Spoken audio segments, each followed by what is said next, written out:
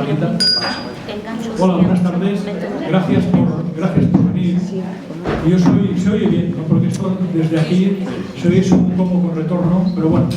Yo soy Albert Blanc, él es Javier Vázquez, Javi, y somos, junto con Antonio Corino, los que de alguna forma estamos animando la tertulia literaria Placita de Retiro, que nos hemos, junto con las personas que colaboran en la tertulia, que algunas de ellas están aquí, hemos organizado este encuentro.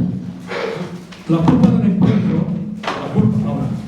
encuentro, lo tiene una kiosquera, porque habíamos hablado de cómo encontrar pues, autores de barrio, y hablando con la kiosquera que tengo cerca de casa, en la Avenida Barcelona 105, me comentó: hombre, aquí tengo un libro de Alejandro, que está por ahí, y pensé, vamos, aquí podemos encontrar los libros, aparte del conocimiento que tenemos a través de la revista Noticias Retiro y de las capacidades que tenemos de difusión y también de difusión de la propia biblioteca, y empezamos a investigar por unos cuantos kioscos aquí del distrito, y encontramos libros en personas que habían hecho libros en la Avenida de Barcelona, encontramos personas que habían hecho libros en el kiosco del barrio de la Estrella, en la calle Pez Austral, encontramos personas que habían hecho libros en la papelería Folder, en la Avenida de Barcelona, y también, por supuesto, nos dieron referencias en la librería La Lumbre, en Julio, que son, digamos, los tenemos como colaboradores, y les agradecemos, aunque están aquí,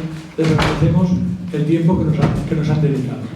La idea de que ahora con Javi entrará más en quiénes somos la tertulia, la idea de este encuentro, que intentaremos que sea cíclico, se nos había ocurrido que sean unos encuentros coincidiendo con las 4 estaciones, porque nos gusta Vivaldi, entonces pues que fuese pues ahora primavera, luego uno en verano, luego otoño y luego invierno. Veremos si lo conseguimos. Pues eso trae su trabajo de organización y también vosotros su trabajo de venir y de estar al tanto de las propuestas.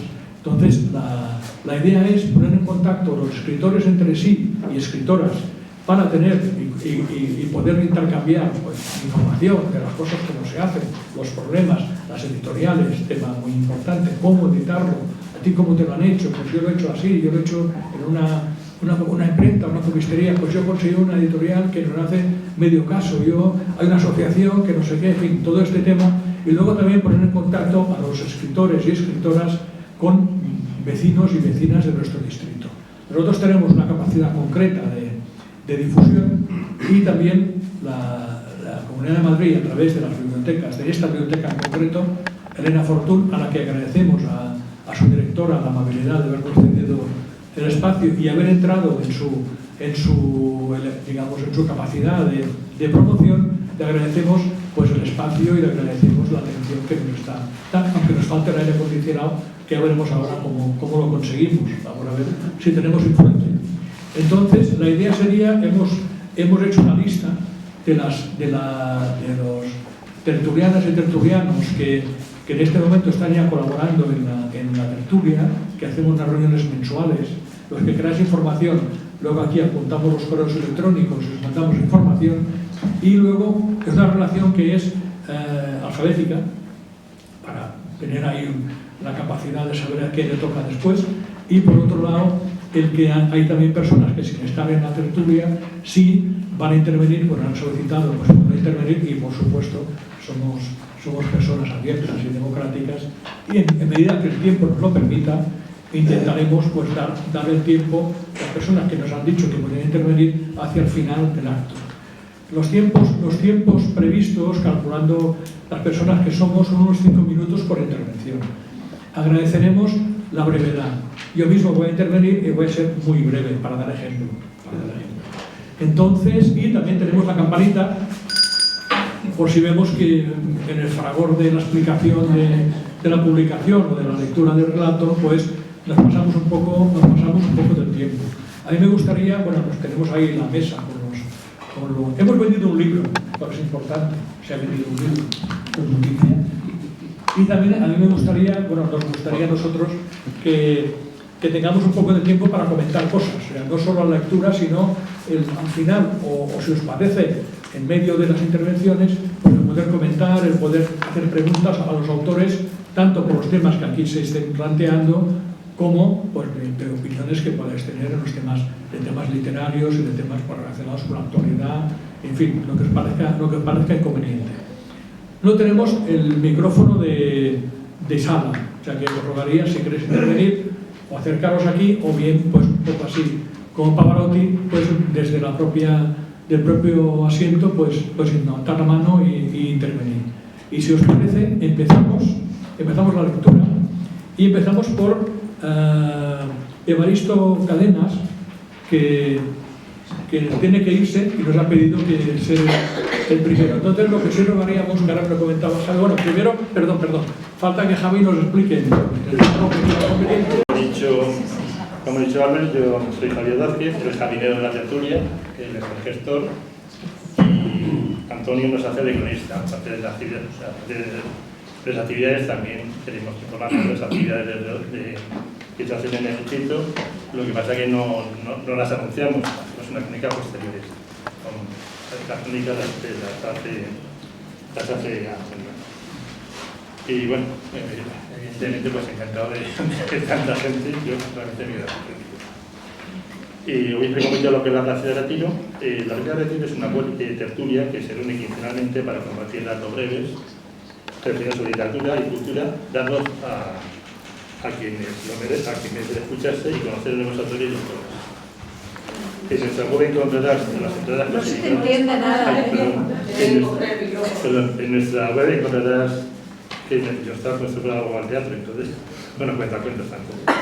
Encontrarás en nuestra web sus entradas clasificadas bajo tertulia, microrelato, literatura y cultura. O sea, que aparte de literatura, también hicimos más actividades, pero en forma de crónica, en forma de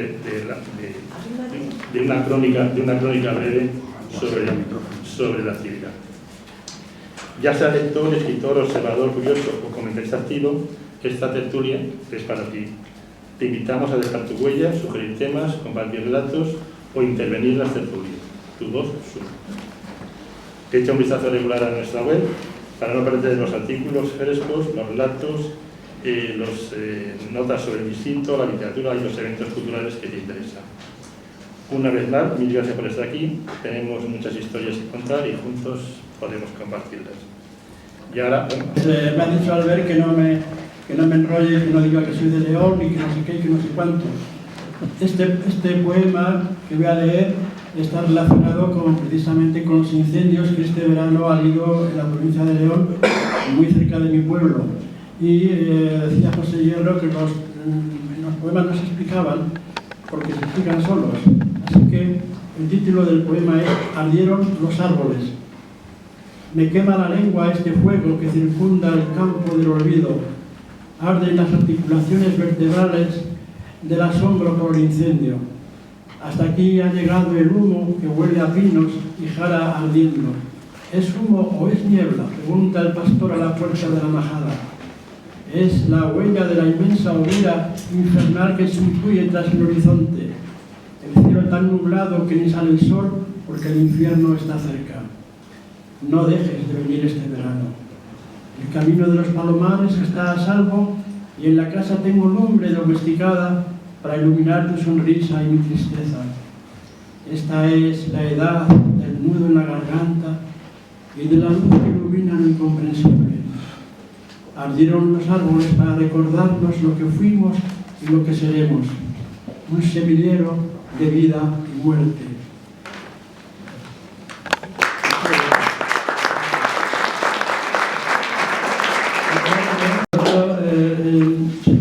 Se llama Horizonte de Eternidad. Cuando yo era pequeño, mi padre me llevó a ver el horizonte y llegamos allí y dijo, mira, después de este hay otro, y así. Y el poema es Horizonte de Eternidad. Cerca de la orilla de un sueño encontré un ápice de sombra. Debían ser los restos del perfume que dejaste cuando estuviste. Anoche, la luna amarilla de luz trajo hasta mi alcoba un recuerdo líquido que se filtraba con dulzura entre las rendijas de mis sienes. Al amanecer el rocío era escarcha y los árboles parecían nevados. Mi respiración exhalaba un vapor agrio entre mis labios temblorosos. Oigo el susurro de los pájaros y el aliento íntimo de la brisa. En el camino, mis pasos pensativos me acercan al horizonte de eternidad. Qué buen día es hoy para celebrar que todavía queda un poco de luz. Es la que hierve en mis entrañas confiando en que no acaben los días. ¿Y de ti qué es lo que sé? Que sostienes esta frágil existencia porque aún vives y te acuerdas. Muchas gracias. Decir que Evaristo, junto con Antonio Colino, organizan un encuentro que se llama Filandón, que se va a realizar aquí mismo este día del libro, el día 23, aquí en la tarde a las 7:30. 7:30. Filandón. Muy interesante. Hola, buenas tardes. Yo, vengo a contaros o a leeros parte de un libro, de una iniciativa que además con algunas de mis compañeras, que ahora os van a leer un trocito también ellas, pues hicimos el año pasado una publicación como parte de un taller de autoconocimiento que realmente es de impulso para escribir, y que de ese impulso pues nació una amistad muy entrañable y que ha recogido en este libro, y siguiendo una estructura que recoge diferentes temas como el deseo, el amor, la muerte, pues nuestra visión, la visión de 8 almas ante la vida y ante la literatura, que nos ha servido sobre todo para dar ese impulso a la literatura. Yo os voy a leer un relatito pequeño, pero también, como nos hemos acompañado de Shakespeare a lo largo del relato, pues una pequeña cita. A menudo nuestros remedios están en nosotros mismos, aunque los atribuimos al cielo. Eso es parte del quid de la cuestión de nuestro autoconocimiento. Y ahora os leo uno de mis relatos, es muy pequeñito, breve, se titula Mírame y no me encuentres. Entre los empujones por alcanzar la barra, el volumen de la música y las expectativas que la acompañaban todas las noches, no advirtió esa mirada penetrante que solo en un instante la desnudó, la acarició, la besó cada milímetro para inmediatamente huir furtiva entre los cuerpos, dejando una sensación cálida, húmeda y ansiosa de más profundidades. Hasta 3 semanas después, en unos grandes almacenes, en la plenitud de las rebajas, no volví a tener esa misma sensación a su espalda, que con un giro rápido confirmó, rompiendo el hechizo a partes iguales. Comenzó así una historia de miradas posesivas por la ciudad, sin momento, pero con oportunidad, donde no solo era presa, también cazadora a instantes, siempre a la distancia, siempre subyugantes, siempre ardientes de éxtasis y plenitud. El juego les invadió y los acompañó ampliando su alcance hasta los sitios nunca visitados antes, hasta los niveles de deseo adicto donde ya solo el exceso satisface. Ya solo el tacto parece poder superar y llevar al infinito.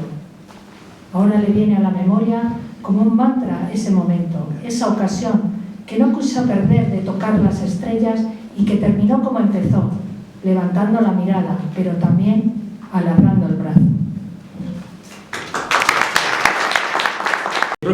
La próxima Carmen Baranda. Muy bien. Gracias a todos. Carmen, Y voy a intentar leer 3 poemas cortos, si me da tiempo. Bien, el primero se llama Abril Nocturno 015. Remo o ala, cáliz o puñal que rasga la noche y su órbita de carbón embudecido. Ve solo latido, carne o temblor que excava su evanescencia en este abril prohibido, secuestrado. Puño o caricia, canto de alborada que asciende insólito entre los juncos. Sangre o rito, sol de traición que amalgama la ceniza. Muerte o asedio, alta columna que no proyecta sombra. Reptil o nereida, flor de labios de incendios fríos. Sueño o laberinto, código o emblema de tu escritura secreta. Arma o éxtasis, cielo que nutre un corazón en desuso. Grito o bosque, desgarro que cierra mi herida. Cadena o daga, abrazo que corta la luz declinante. Cristal o fuente, brillo que proyecta un frescor ya prescrito. Parpadeo o extinción en desuso.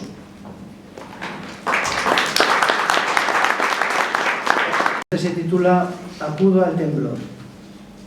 Acudo al temblor del cinabrio, al sudor frío de las esfinges, a la rendición de 1000 hoplitas lacedemonios, a la serena derrota de un macabeo cobarde, a la arenga horrísona de un carcelero nubio, al fragor mudo de cualquier batalla lejana, a la sequedad obscena de la gran Etaila de Salónica, al orgasmo convulso del cardenal primado de Caledonia, al fuego helado de un demente, a la agitación inespirada de un unicornio alado, al rito pagano de un taurobolio en Mitilene, a la infecunda cosecha de la ira más negra, al mausoleo sombrío del último centauro, a la lluvia de oro de una falsa Danae, a la secreta necropsia de una sirena bizca, al recio redoble de los tambores de Calanda, al sortilegio mágico de la sibila de Cumas, al sopor antiguo del león de Nemea, al lento discurrir del río Eurotas, a la profanación del opistodomo del templo de Afaya, al singular combate entre centauros y lapitas,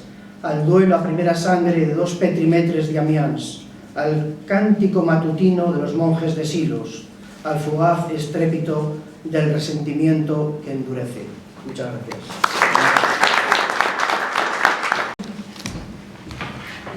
Mi relato se titula El color de los sentidos. Los médicos dijeron que la recién nacida tenía una anomalía, pero los padres de Lucía le enseñaron a afrontarla. Le cantaron canciones para que conociera la alegría, le leyeron cuentos con moraleja, para que supiera que sus actos tenían una consecuencia. Después le enseñaron a leer y a oler los libros, para que conociera el mundo de la fantasía. Le dijeron que debía cruzar las calles con el semáforo verde, y eso ocurría cuando trinaba un pájaro, que la hierba recién cortada olía a verde. Le explicaron que amarillo era el calor que sentía en su cuerpo los días de sol y gris cuando llovía. Un día 2 chicos la violaron. Los padres de Lucía le dijeron que eso era el color negro, el color del dolor, el de las ropas que viste la familia de un muerto. Unos años de psicólogos, de amor fraternal y empoderamiento le permitió conocer el color rosa del amor, el blanco de su vestido de novia, el rojo de la pasión y hasta el azul celeste de su primer hijo. Y todo esto ocurrió a pesar de que al nacer su mundo era tan solo una espesa niebla de color.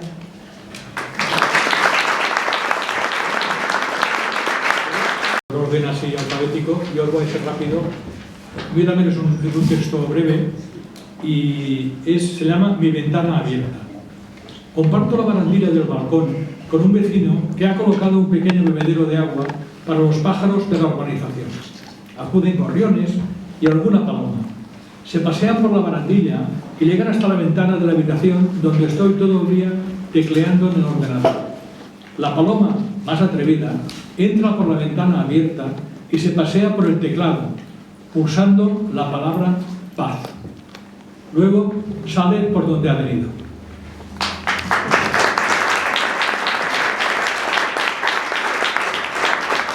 Ahora toca Pedro Carazo. Y después, Manti. Gracias, Albert. Muchas gracias a todos por venir y porque estoy encantado de ver tantas caras de amigos y amigas, algunas que no veía hace mucho tiempo. Se me oye bien.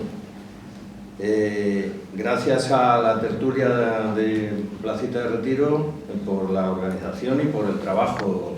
Gracias a Albert, a Javi, a Antonio, que está ahí con la cámara. Y quería dar las gracias también a la biblioteca, porque la biblioteca Elena Fortún fue el germen de mi primera novela, de Agua Pasada.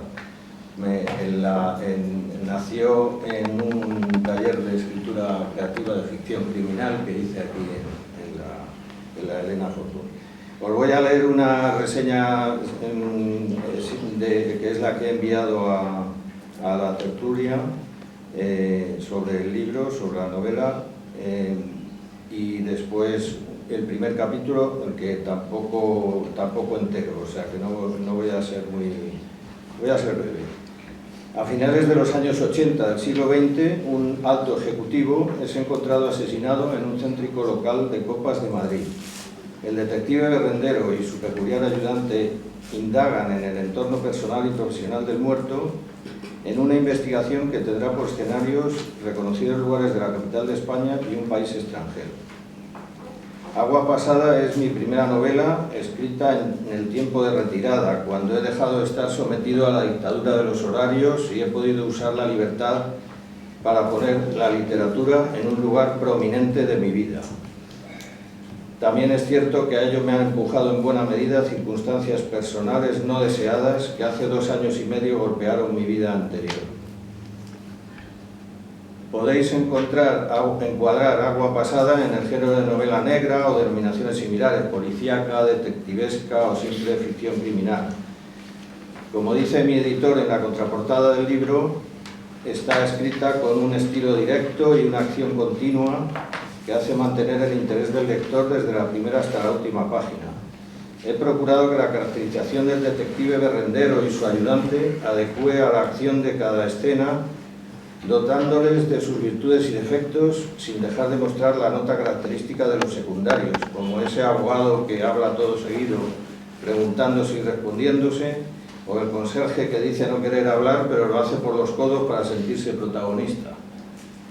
He querido atravesar de humor el relato con la pretensión de arrancar alguna que otra risa o sonrisa al menos dentro de una historia de fondo trágico que plantea el humano tema de la venganza y a su vez saca a la luz los buenos sentimientos, hasta de los personajes situados en el lado malo de esta historia.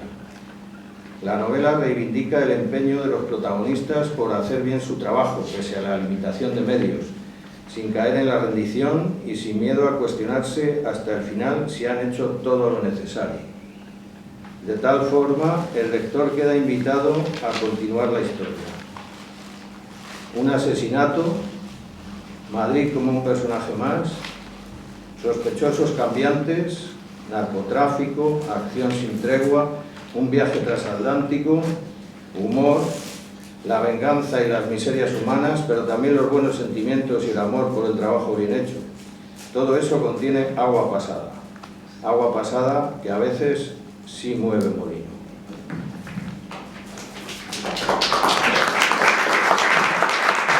Y reposa la espalda, que tenemos un nuevo caso. Zanjó al tiempo que le ponía café en una taza y él se servía otra.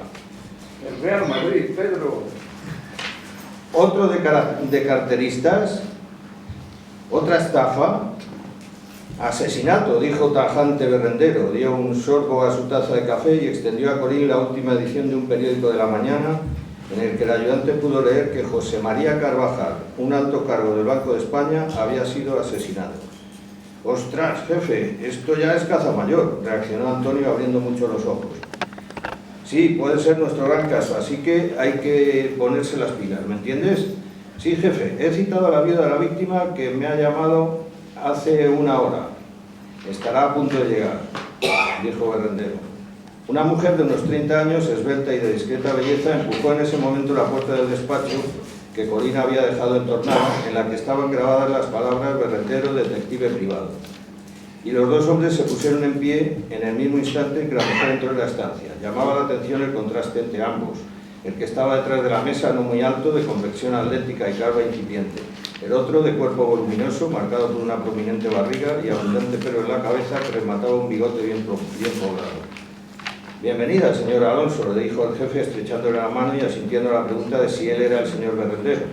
«Aquí mi ayudante Antonio García», rectificó al presentar a Corín, el cual le dio a la mujer la mano y el pésame por la muerte de su marido. «Tome asiento, por favor», le indicó el jefe al tiempo que cerraba la ventana por la que se colaba un severo frío que anunciaba la proximidad del invierno.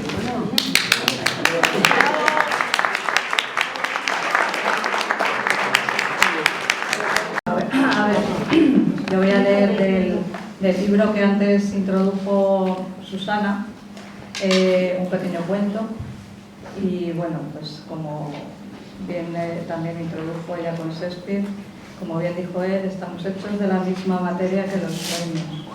El cuento se titula Solmey en busca de las estrellas. Érase una vez una tierra en la que el cielo parecía querer esconderse tras las nubes anaranjadas. Allí vivía Solmey. Cada noche Solmey miraba al cielo buscando las estrellas, pero no podía verlas. El cielo las había perdido, quedando sumido en una profunda oscuridad. Solmey no perdía la esperanza de encontrarlas alguna noche. al menos a una que pudiera indicarle cómo recuperar a las demás. Una noche se encontró con su maestro Marey y le preguntó: «Marey, ¿sabes dónde fueron las estrellas? Quizá no se han ido y es que no podemos verlas». «¿Cómo es eso posible?», preguntó sorprendido Solmey. «A veces las cosas buenas no se muestran porque están tapadas por la oscuridad». Solmey pensó: la noche siempre fue oscura y sin embargo las estrellas se dejaban ver. Pasó algún tiempo y una noche de repente apareció una estrella. Solmey, emocionado, le preguntó: «Dime, estrella, ¿dónde están las demás? ¿Por qué no se muestran? Tienes que apartar todos tus miedos para poder verlas». «¿Y por qué puedo verte a ti?». «Porque has dado el primer paso, el de querer mostrarte tú. Debes seguir así, estás en el buen camino». Esa noche Solmey durmió un sueño reparador y soñó que su firmamento pronto volvería a llenarse de estrellas.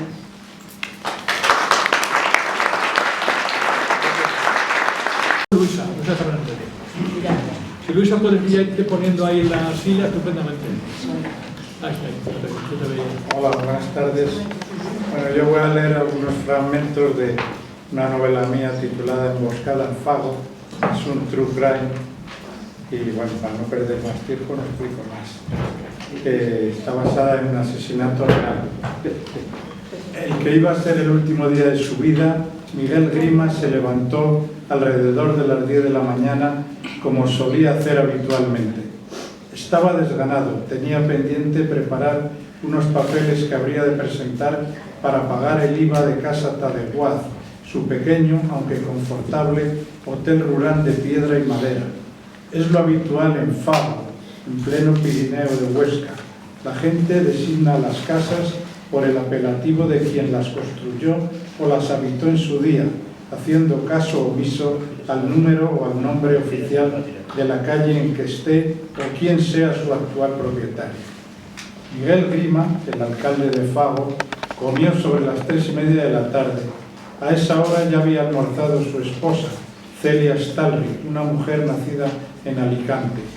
Miguel, aficionado a los placeres gastronómicos, se preparó solo un bol grande de escarola y un revuelto de setas y huevo. Quedó satisfecho. Con el sopor de la digestión se echó una siesta como solía hacer a diario. Después, tras desperezarse, telefoneó a su abogado, Asier Gárate, para anunciarle que le iba a enviar un fax sobre un asunto que ambos tenían pendiente de solucionar. El alcalde miró su reloj. Estaba convocado a una reunión para las 7:30 de la tarde en la sede del organismo comarcal de la Jacetania. Una cita tediosa y de puro trámite para hablar de presupuestos, impuestos, basuras y cosas por el estilo. Eso le obligaba a tener que coger su coche y conducir hasta Jaca, casi 60 kilómetros para ir y otros tantos para volver. No le apetecía nada, pero él era escrupuloso cumplidor de su deber y se convenció a sí mismo de que debería asistir pese a su desgana y a ese pinchazo constante que le aguijoneaba cerca de los riñones. Maldito lumbago. Llevaba varias sesiones de osteópata, pero apenas notaba mejoría. La reunión fue normal, sin estridencias, muy técnica. Papeles y más papeles. El regidor de Fago no dio ninguna muestra de preocupación ni cansancio, hasta el punto de que intervino varias veces a propósito de un proyecto encaminado a crear una brigada de limpieza para la comarca de la Jacetania. Acabada la reunión, se puso al volante del viejo Mercedes heredado de su padre, fallecido en 1999. Atravesó Puente la Reina, dejó a un lado Verdún y pisó el acelerador hacia Villarreal de la Cana. Paró, bajó del coche y entró en la panadería. Pidió 2 barras al empleado, que éste le entregó envueltas en papel marrón. Apenas se entretuvo un minuto, el tiempo justo para pagar. Estaba ansioso de sentirse en casa. Y ya estaba muy cerca, a menos de 20 kilómetros. El reloj del Mercedes marcaba algo más de las 9:30 de la noche. En la consola vio el teléfono móvil que se había comprado poco antes de Navidad. Lo cogió y estuvo tentado de llamar a Celia, pero desechó la idea. En un abrir y cerrar de ojos estaría ante ella. No quería ser cargante, y menos en aquel momento en que las cosas entre ambos no atravesaban su mejor momento. Ni siquiera se dio cuenta de que acababa de bordear Majones, un pueblín de solo 7 vecinos en el que lo más destacable es su parroquia del Salvador, iglesia del siglo XX con planta de cruz latina. A partir de ahí debería andar con más tiento. Le faltaban los 14 peores kilómetros. Una ruta angosta, mal asfaltada, bacheada, nevada y en la que, para colmo de males, no era raro que hubiera algún desprendimiento de piedras desde la falda de la montaña que encorsetaba la carretera. Miguel no pudo reprimirse. A menos de 2 kilómetros de Majones, tras tomar una cerrada curva hacia la izquierda, así de izquierda, como los toreros. Parrafito rápido. Bueno, Parrafito. Se encontró con un montón de pedruscos que le impedían el paso. Echó pie a tierra. Empezó a apartar las lajas con las manos hacia la cuneta. Más o menos una docena. Menos mal que no son grandes, pensó para sus adentros. Había tenido suerte. En un par de minutos logró dejar expedita la vía. Pero cuando ya se disponía a regresar el coche, le sorprendió ver frente a frente un hombre con una linterna frontal en la cabeza. Ni siquiera pudo reconocerle, pese a estar a unos metros de distancia. ¿Quién coño es este tío? ¿De dónde ha salido? Su pensamiento se cruzó con un fogonazo que iluminó la noche, seguido de un estampido seco y rotundo. ¡Bum! El cristal de una ventanilla saltó hecho añicos al recibir el impacto del taco de plástico del cartucho. Miguel cayó fulminado, atravesado por 7 bolas de plomo que le reventaron el pecho, y la vida se le escapó sin decir un ay.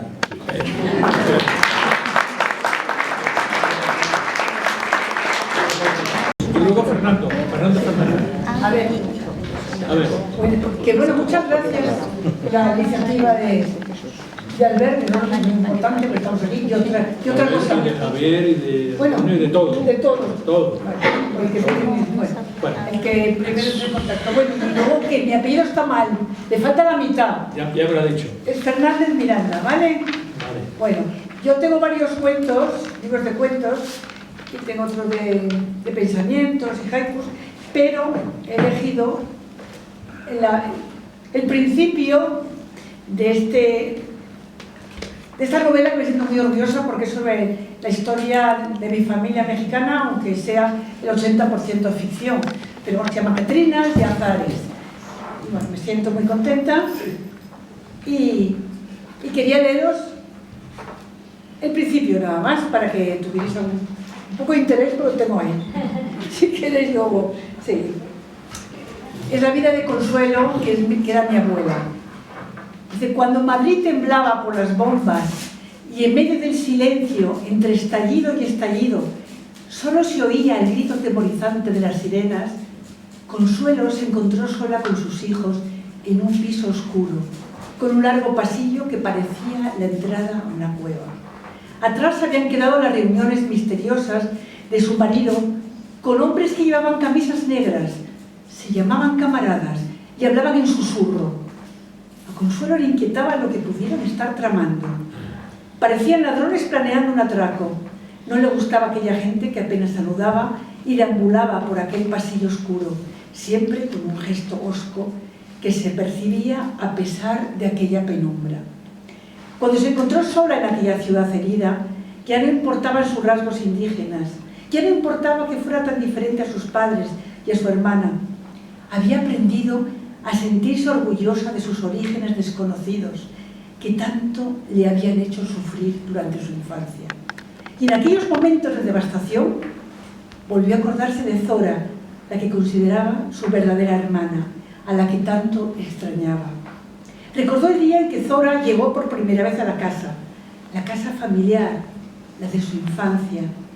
Había llegado cuando el sol ya había empezado a declinar y el espejo volvía a reflejar las imágenes dormidas de la entrada, el perchero con algunas prendas negreciendo, la mesita donde reposaban las llaves, el cuadro de Doña Milagros mirando al horizonte y la lámpara triste.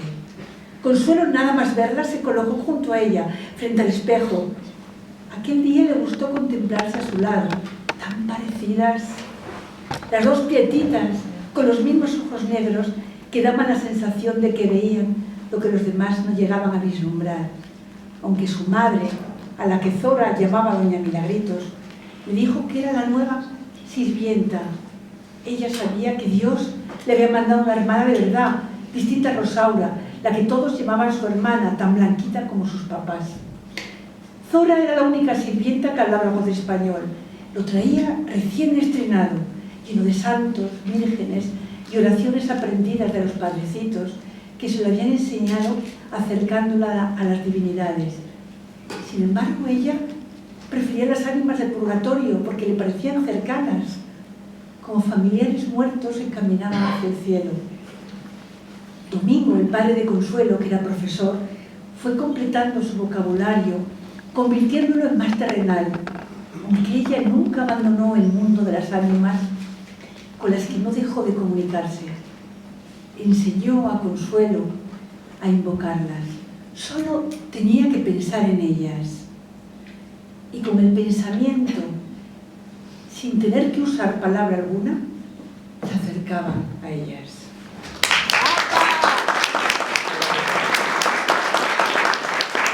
Después de Fernando está Ángel, no sé si está aquí. Ángel, bueno, pues después de Fernando tenemos a Rafa Rubio, que sí que está. Si quieres irte ya. Buenas tardes a todos. Este es mi libro.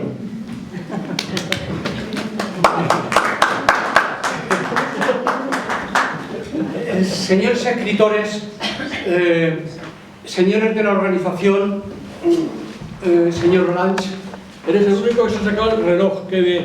Señoras, señores, buenas tardes.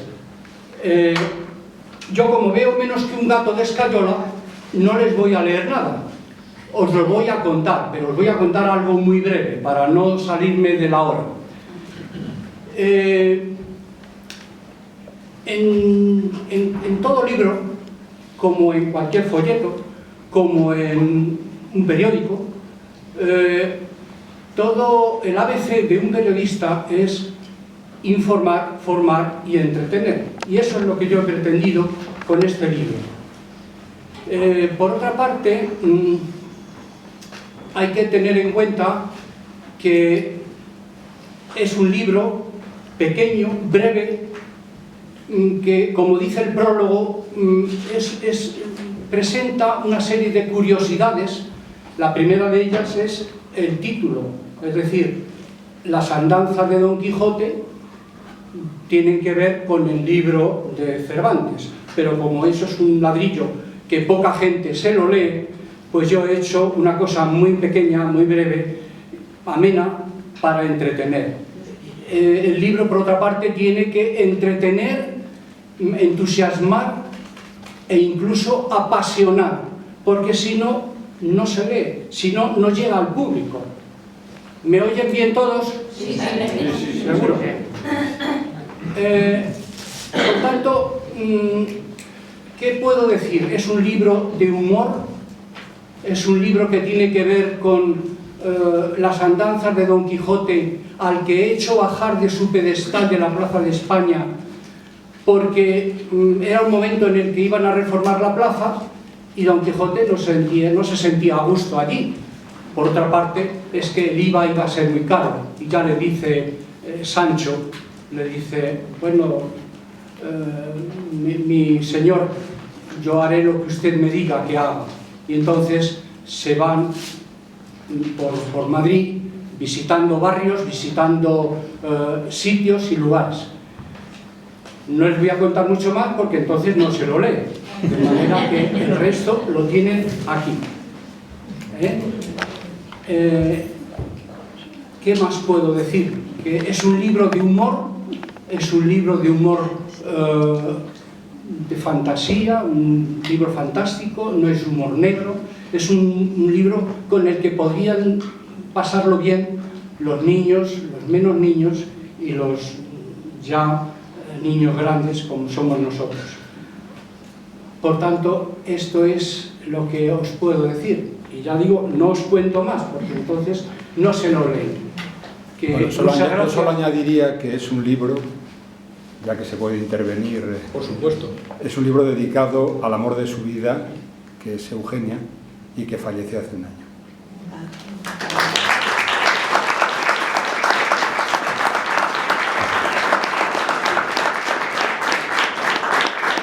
Muchas gracias. Mi tiempo ha concluido, como en televisión, y yo le cedo la palabra al señor Blas para que... Ahí tienes a Rafa. A Rafa, que está esperando. Sí, señor.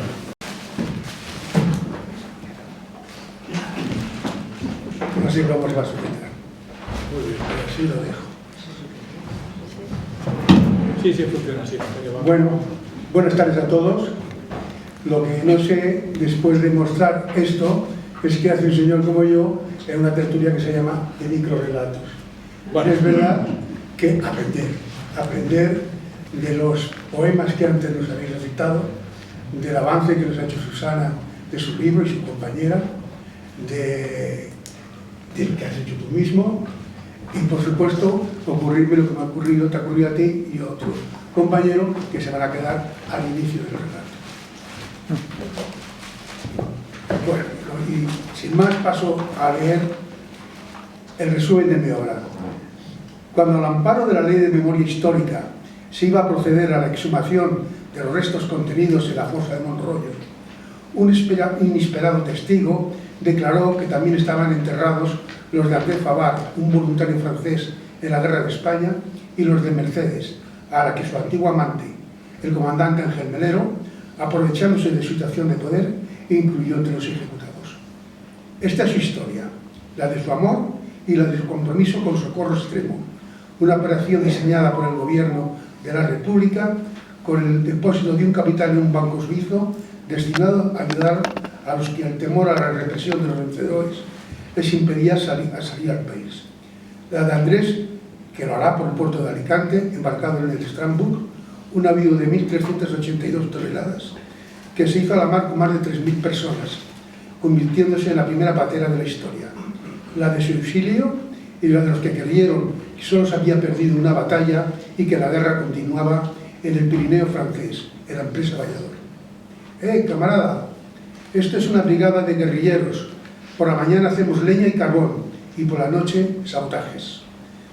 Estas fueron las palabras con las que recibieron a Andrés el histórico comandante Robert, jefe de la tercera brigada, tercera división, que mandaba Cristino García Granda, el héroe de la batalla de la Madeleine, donde 35 hombres derrotaron a una columna alemana de 1.500 soldados dotados de vehículos oruga y artillería. No me pregunten cómo, léalo, en la novela está, es muy interesante. Poco después la resistencia española liberaba Toulouse y desfilaban por las calles gritando «Ahora España». Se estaba gestando la operación Reconquista de España, que dio lugar a la invasión del Valle de Arán y a la creación de una vía de entrada hasta las sierras aragonesas levantinas, donde en 1945, en la cueva del Regajo, se fundó la agrupación guerrillera de Levante Aragonés, los maquis. A lo largo de la narrativa se alternan dos hilos argumentales. La de los hechos que ya hemos resumido, que transcurren entre el 39 y el 45, incluyendo la represión de los primeros años del franquismo, y la personal del paleopatólogo Ernesto Martín, al que al pie de la fosa de Monroyo se le encargó la reconstrucción biográfica de los protagonistas y la identificación del hijo de Mercedes, nacido el día antes de su muerte y al que se supone que la Guardia Civil lo habría depositado en alguna institución turolense y cuya ADN resultaba crucial para sus propósitos. Finalmente, la de María Ángeles y su apoyo Ernesto. Pronto ambos descubrirán que sus sentimientos y los escrúpulos que le supone vivir el amor a la edad adulta y normalizar los deseos del uno por el otro. Para terminar, quiero recordarles que ante los hechos que aquí se relatan exigen aclarar la postura del escritor. Les remito a la página 289. Los hombres somos hijos de nuestra historia y la suya sucedió en una Europa y en un tiempo, y España no era ninguna excepción, donde cualquier ideología y cualquier modelo de sociedad eran incompatibles con la del contrario, y la única solución pasaba por destruirse. El resto, el héroe o el villano, depende de cuál de los dos partes lo ocupe.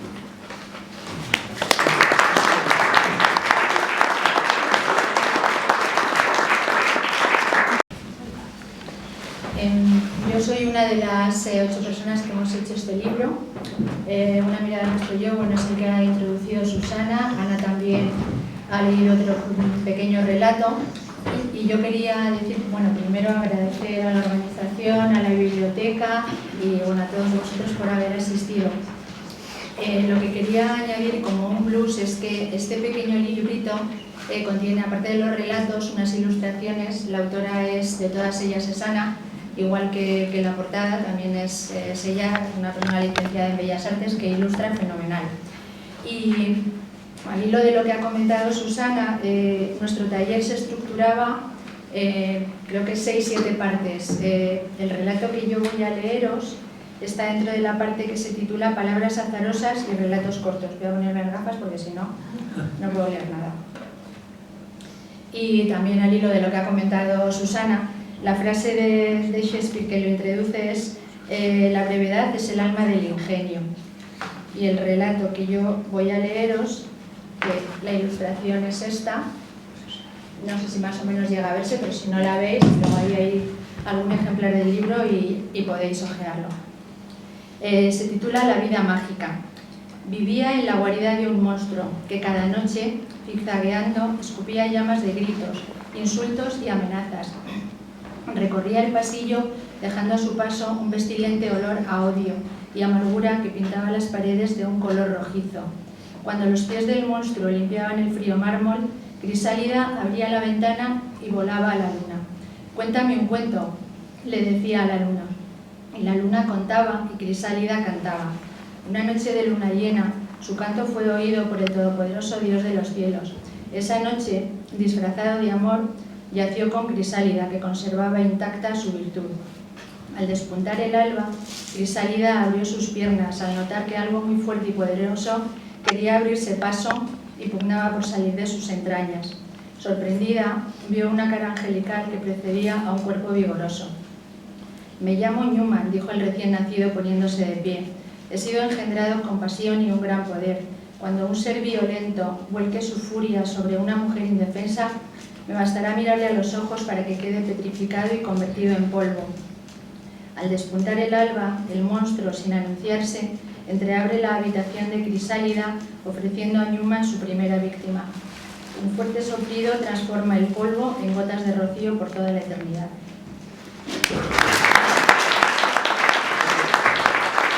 Si no se reincorpora, pues vendría Isabel Toledo. Se podría ir estupendamente. Don Alejandro, buenas tardes. Buenas tardes. Bueno, pues... Este señor es el que yo cogí el primer libro en el kiosco de la Avenida Barcelona 105 y provocó, kiosco que lo lleva una señora que se llama Adriana, y provocó todo el lío que estamos aquí y lo que vendrá. Pues un aplauso para Alejandro.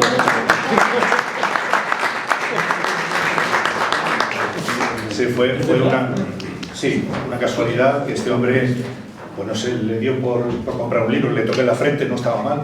En fin, son cosas que pasan. Bueno, yo presento un libro de cuentos, se llaman Cuentos Escogidos, entre muchos, pues he escogido 10 y ahí están, ¿no? Cuentos están ambientados en La Mancha, que es mi tierra, lo que conozco bien, conozco La Mancha y conozco el paisaje y el paisanaje, ¿no? Que decía el otro. Pero no quiero hablar de mi libro, para variar, y voy a hablar algo relativo a la literatura, ¿no? No temáis, aunque están las puertas selladas y no podéis salir, es muy poco lo que es. Bueno, pues muchas gracias por acompañarnos a este acto al que ustedes dan sentido con su presencia. No me considero escritor, porque escritor es el que domina el arte de escribir, y uno, a pesar de llevar más de media vida escribiendo, todavía le falta mucho por llegar a dominar ese arte, y no creo que llegue a dominarlo nunca. Pero nunca me daré por vencido. Una de las características más acusadas del escritor es su terquedad, su gran tenacidad, su inquebrantable voluntad de seguir escribiendo historia tras historia, de embarcarse una y otra vez en esa aventura siempre tan arriesgada, de tan incierto resultado, que es escribir un libro. El escritor, además de obstinado y voluntarioso, es un insensato crónico que pretende ni más ni menos que atrapar con palabras algo tan inmenso, tan inabarcable como la vida. Un intento que irremediablemente siempre está condenado al fracaso, pero el escritor, como decimos, es un ser extraordinariamente tozudo, que no sabe ni quiere saber que su tarea es imposible y lo intenta una y otra vez. Y tantas veces como lo intenta, fracasa, porque siempre se fracasa, pero naturalmente unas veces se fracasa mejor que otras. Y uno a lo máximo que aspira es a fracasar más y mejor. Y lograr, aunque sea a ratos, que el lector se quede suspendido, apartado del mundo, para acaso comprenderlo. Porque la lectura es una forma de desaparecer de la realidad y de la temporalidad, y refugiarse en un mundo cuyas reglas elige el mismo lector. Elige cuándo entrar y cuándo salir. En la lectura, el tiempo sigue otro compás. Y la lectura debe conseguir transmitirnos, explicarnos de la manera más bella y eficaz posible el punto de vista de otras personas, colocarnos en otra piel, en otro lugar, en otro país, en otras vidas. Y eso da todo el sentido al trabajo, a la vida del escritor. Con conseguir atrapar al lector durante unas horas, sumergirlo en la historia y hacer que se olvide de todo lo demás, con eso ya se siente uno pagado, y más que pagado. La literatura, salvo a un puñado de elegidos, no da para comer, si acaso, como decía Unamuno, para merendar. La satisfacción del escritor, los beneficios, entre comillas, son de otro tipo que el económico. Tiene más que ver con la satisfacción de un trabajo bien hecho y el de ver plasmados en papel las historias que ha estado tantos años, y tantos meses, incluso años, habitándonos. Y ya está. Muchas gracias.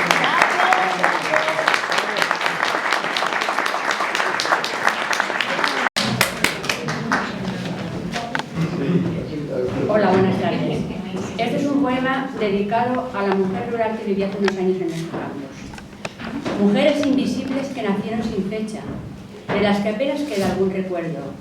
Mujeres labradoras en los campos, cociendo la comida en los sarmientos, caminando sin ruido por la casa, sumisas a un esposo que era el dueño, al que pagar de noche su tributo para parir después a cielo abierto, lavando en las corrientes de los ríos, donde el agua sirvió de único espejo.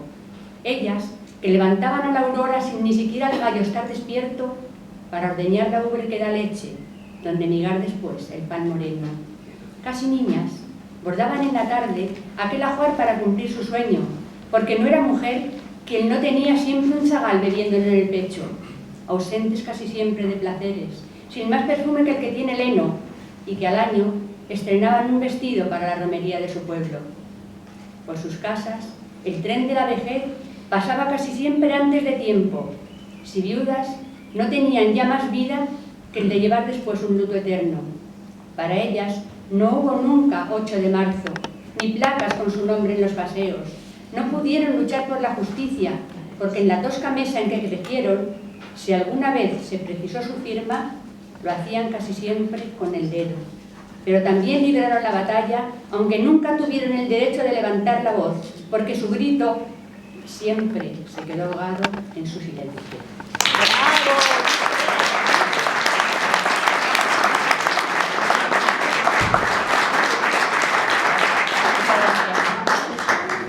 Y este último poema se titula, es así, El último momento. Yo no quiero decir cuando me llegue esa hora final de mi partida, que todo es tarde ya para mi vida, que no hay un equipaje que me lleve.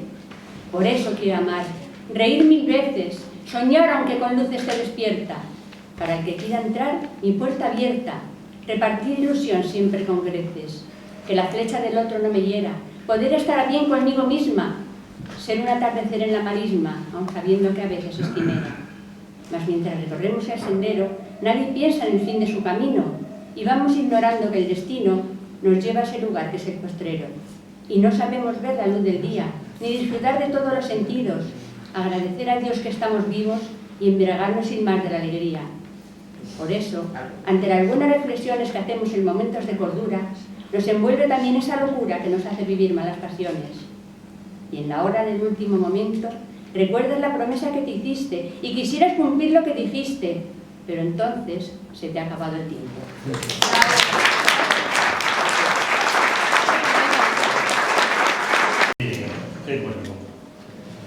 El tema que desarrollé en mi cuento es un tema un poco extraño porque actualmente está muy extendida la soledad no deseada.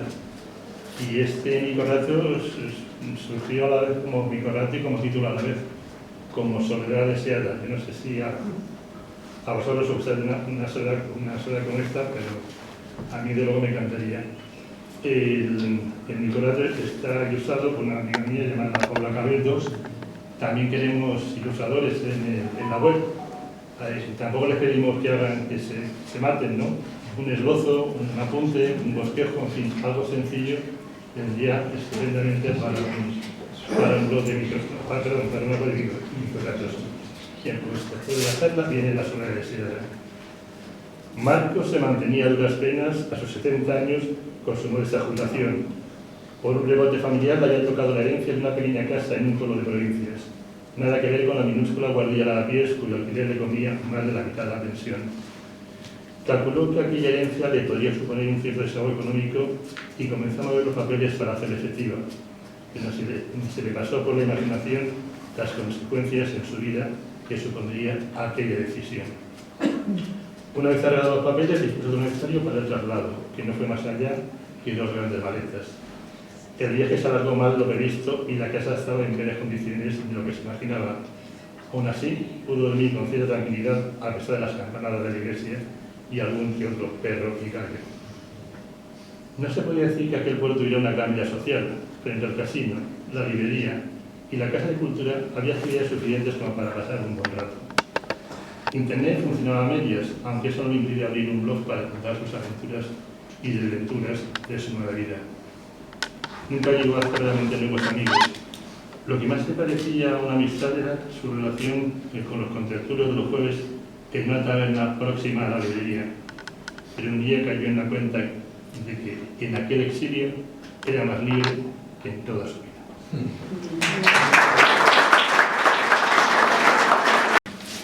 Hola, ¿se oye? Sí. Bueno, voy a leer un capítulo de una novela que estoy escribiendo actualmente que se llama Una chica y un callejón. Empecé a escribir esta novela para escribir sobre algo sumamente corriente, porque como a mí me gusta la filosofía y escribo cosas un poquito complicadas, porque me gusta, yo qué sé, de la Hegel. Bueno, entonces ahora dije, voy a escribir algo que escriben todos, una historia de la mafia, un dark romance, y lo voy a publicar en una página donde dejan comentarios, porque quería saber si era posible que la gente me dijera algo, ¿no?, sobre lo que le propongo, pero nadie deja comentarios, o sea que entonces voy a leer el capítulo 9, que se llama La historia de Luca 2, porque Luca es un personaje de la novela y tuvo el momento de la historia 1 y voy a leer la historia 2. Entonces solamente habla de este hombre. Luca Vitiello no nació siendo un monstruo, lo modelaron con precisión. En la familia Vitiello no criaban hijos, fabricaban herramientas.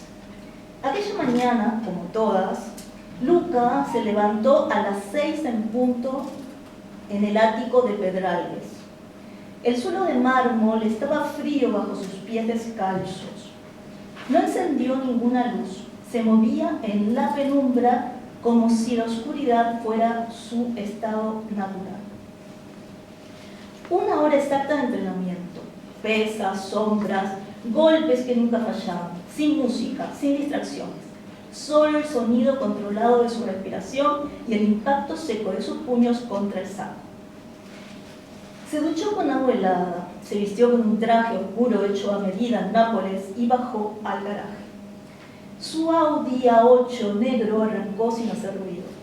Barcelona aún dormía cuando cruzó la ciudad hacia el puerto. Allí, en una oficina discreta de la zona franca, 3 hombres lo esperaban. 2 italianos de Reggio Calabria y un funcionario de aduanas español con la corbata mal anudada. Sobre la mesa había planos de contenedores y un café que nadie tocó. Contenedor MSC 4782K. Cacao de Ecuador.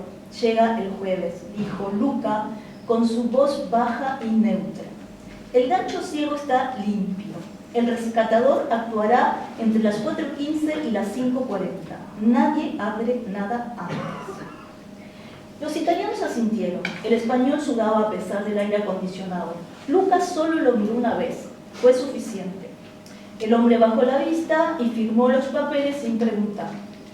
A mediodía, comió en un restaurante japonés de la Diagonal donde nadie lo molestaba. Atún rojo, saque frío y su ejemplar de El arte de la guerra abierto justo junto al plato. Leyó despacio, marcando una frase con el dedo. El que es diestro en la guerra somete al enemigo sin luchar. Por la tarde atendió 3 llamadas encriptadas desde Dubái y una desde Calabria. Hablaba en italiano dialectal, frases cortas, pausas largas. Nunca usaba nombres, nunca repetía una información. Por la noche, cuando hacía falta, trabajaba. Esa semana había sido tranquila. Solo un suicidio necesario en Badalona y 2 fotos dejadas sobre mesas estratégicas. Nada que le exigiera mancharse las manos. Pero Luca sabía que la calma era superficial. Debajo siempre había toneladas de cocaína moviéndose como la sangre invisible por los puertos. Barcelona se le había quedado pequeña, hacía tiempo. Demasiado bonita por fuera, demasiado blanda por dentro. Los políticos locales se vendían con exagerada facilidad. Los empresarios temblaban con solo verlo entrar en la sala. Nadie representaba un verdadero desafío. Hasta que apareció Valeria en aquel callejón. La había visto por primera vez 3 meses antes. Estaba sirviendo copas en la luna roja con el pelo recogido y esa sonrisa falsa que a él no lo engañaba. Tenía unos ojos que todavía observaban el mundo con hambre de verdad. Y entonces, en uno de sus ratos libres, la vio leyendo El arte de la guerra sentada en un banco del Raval, subrayando frases con un marcador. Después se encontraron en el callejón, con los ojos en llamas y un muerto entre ellos. Luca, que nunca dejaba cabos sueltos, aquella noche cometió su primer error, no la mató. La miró a los ojos mientras el cuerpo del supervisor, aún caliente, yacía a sus pies y en lugar de apretar el gatillo guardó el arma. Desde entonces todo había cambiado. Ahora, mientras conducía de vuelta a Pedralbes bajo la lluvia fina de la noche, pasó los dedos por el volante y pensó en la cadena que le había atado alrededor de la cintura. Oro blanco de joyería exclusiva, un diamante rojo natural de 0,62 quilates que valía más que muchos de los pisos que blanqueaba para la Ndrangheta. ¿Saben lo que es la Ndrangheta? No les conviene saber. Y sin embargo, por primera vez en su vida, Luca Vigiero sentía una inquietud que ni Sun Tzu ni Maquiavelo explicaban. Valeria era una grieta. Era lo único que lo sacaba de la inercia.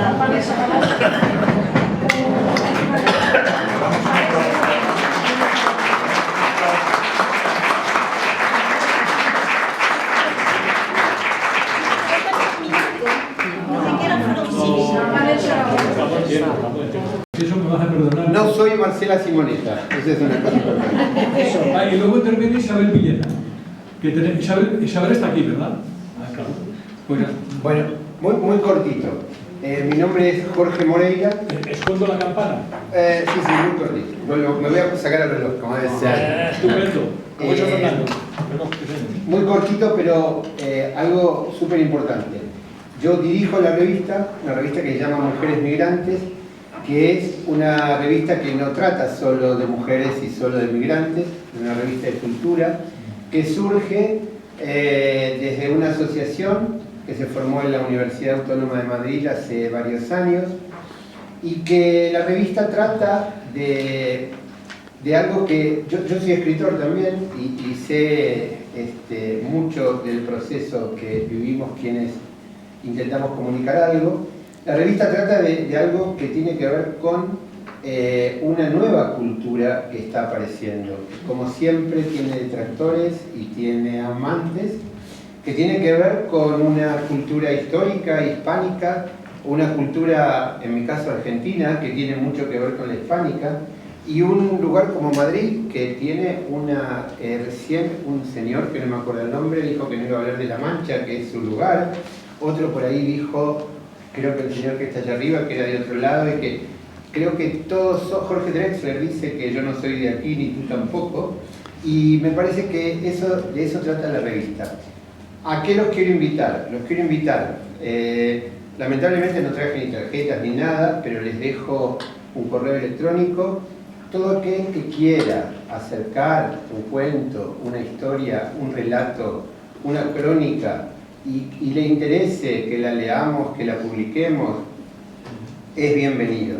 Y lo otro que quiero, me quedan 2 minutos, es que la revista es parte de MM de Mujeres Migrantes, Ediciones.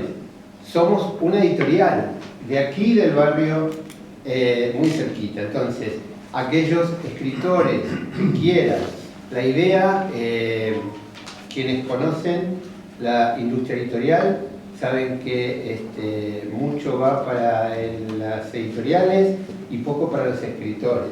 La idea nuestra es modificar un poco esa ecuación y que yo no sé si dará para almorzar, pero a lo mejor para un desayuno, para un brunch, un desayuno un poco más intenso. Y la última cosa que quería decirles, dentro del proyecto de la asociación y de la editorial, estamos desarrollando lo que se llama una Media Lab, MM Media Lab. La idea es, todos sabemos lo que es Spotify, todos sabemos lo que es YouTube, todos sabemos lo que son las diferentes plataformas de reproducción.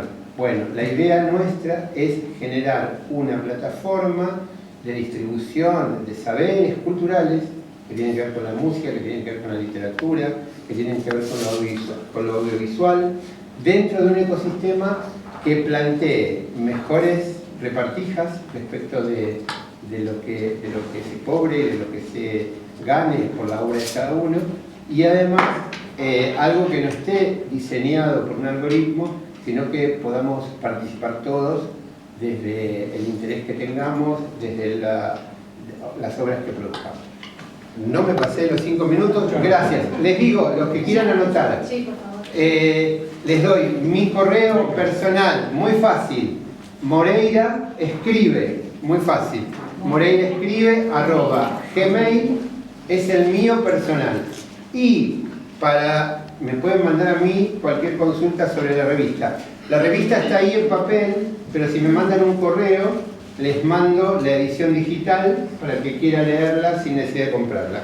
Pero si quieren, toqueteen la edición en papel, que es de lujo y está muy linda. Y otro correo les digo, consultas@mujeres-migrantes.com. Moreira escribe, muy fácil, Gmail, o consultas@mujeres-migrantes.com. Yo cuando cojo la campana tú ya... Estoy muy nerviosa porque no suelo hacer esto. Voy a leer un relato de un libro que tengo publicado. ¿Se me oye? No. ¿Ahora se me oye mejor? Sí. Vale. Es un relato de un libro de relatos que se llama Desafinado. El relato es La nieve es solo agua. Sandro era un niño que no había visto nunca la nieve. El día que cumplió 10 años, su padre lo llamó al despacho, lo abrazó fuerte y le dijo: «Eres un buen chico, pronto te harás mayor y es hora de que conozcas la nieve. Prepárate, mañana viajaremos al norte». Sintió un estremecimiento de placer amortiguado por la ansiedad, dado que su padre nunca lo había llevado con él en sus viajes. Hicieron muchas horas en tren.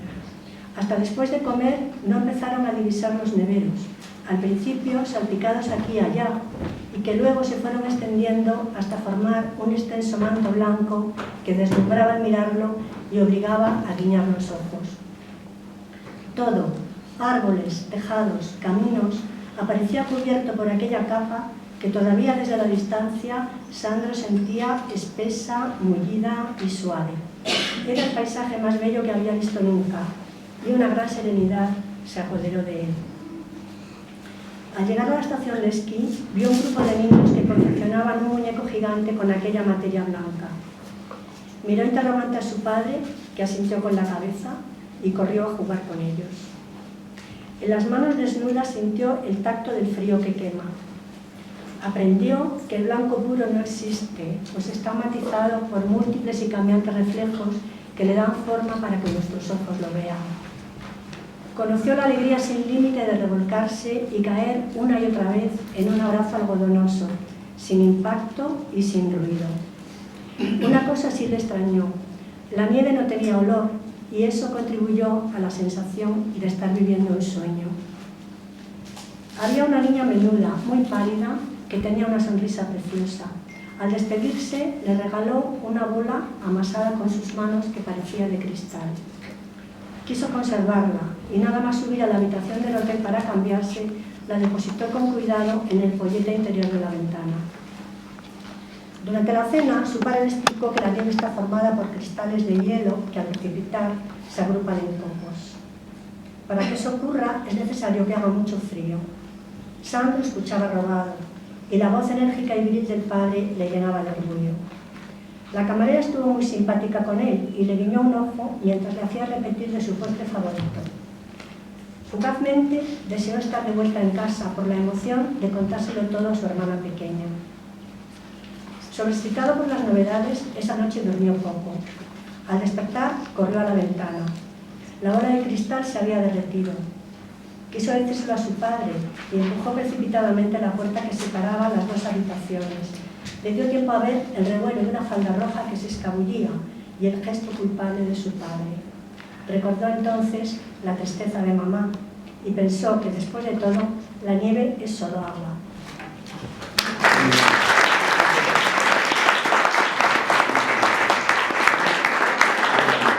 Bueno, me parece que hemos cubierto el horario, lo cual es un milagro estupendo. Solo quería decir un par de cosas. Una, nosotros vamos a publicar, esto es un cacharro, bueno, vamos a publicar un reportaje en la web nuestra, tertuliaplacitarretiro.es, y luego lo publicaremos también en noticiasretiro.com, que es la revista que yo edito aquí en el distrito.